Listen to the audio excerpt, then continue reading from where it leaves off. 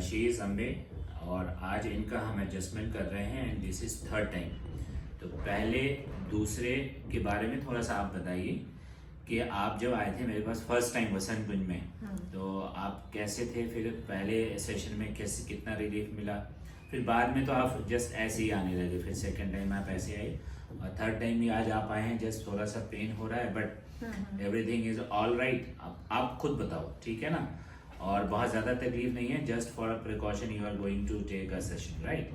तो आप एक बार थोड़ा सा बताइए कि आपको तकलीफ कहाँ थी, बहुत सारी फिजियोथेरेपी और क्या क्या किया आपने, और उसके बाद फिर आप कायरो में आए, तो कायरो में आने के बाद कैसा एक्सपीरियंस रहा, बस थोड़ा सा बताइए, फिर हम लोग स्टार्ट करेंगे। मीनवाइल मैं ना थोड़ा चेक करता रहता हूँ, आप बोलते रहो बस। ठीक है। सो बेसिकली फर्स्ट टाइम मैं जब आई थी, प्रॉब्लम मुझे जो थी वो मेरा L4 L5 लोअर बैक जो होता है, बेसिकली डॉक्टर ने मुझे बताया था, मैंने मैक्स में कराया था चेकअप, तो उन्होंने बोला था मुझे स्लिप डिस्क है, उसके लिए उन्होंने मेरे को फिजियोथेरेपी और मेडिसिन वगैरह काफ़ी चीज़ें रिकमेंड करी थी, बट एज सच इम्प्रूवमेंट मुझे नहीं समझ आई थी, बिकॉज मेडिसिन जो थी मुझे ऐसा लग रहा था पेन किलर है, तो पेन से रिलीफ हो रहा है, बट मेरा जो बैक था मुझे खुद से चलने में ऐसा लगता था कि अप एंड डाउन है, तो वो प्रॉपर अलाइन नहीं था।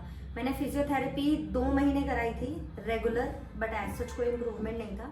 फिर मैंने सर्च करा था, फिर आपकी डिटेल्स मुझे मिली थी, तो मैं फिजियोथेरेपिस्ट हूँ। नहीं मतलब वो नॉर्मल वाली सॉरी फिजियोथेरेपी जो मैंने कराई थी उसमें शायद वो हॉट पैड वगैरह देना एंड एक्सरसाइज, हाँ एक्सरसाइज, मुझे ज्यादा डिफरेंस नहीं, आपको जिससे फायदा हो आप वो बताओ। हाँ, तो फिर मैं आपके पास कायरो के लिए आई थी बेसिकली।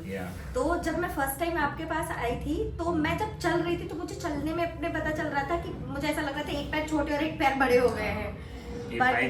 हाँ राइट। और आप टेढ़े होकर आए थे? टेढ़े होकर आई थी, तो मुझे पहली बार में जब मैं आई थी तो मुझे 70% इम्प्रूवमेंट दिख गया था कि मेरा काफी ज्यादा स्टेबिलिटी आ गई थी उसमें। लेकिन जब मैं सेकंड टाइम में आई थी तो बिल्कुल नॉर्मल हो गई थी।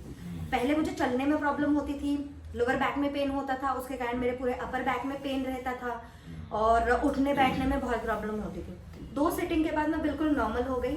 फिर उसके बाद मैं अब आई हूँ कि मतलब जस्ट रूटीन चेकअप के लिए कि अगर कुछ हुआ हो तो फिर अगर थोड़ी अलाइनमेंट इधर उधर हुई हो तो वो मैं ठीक करा लूँ।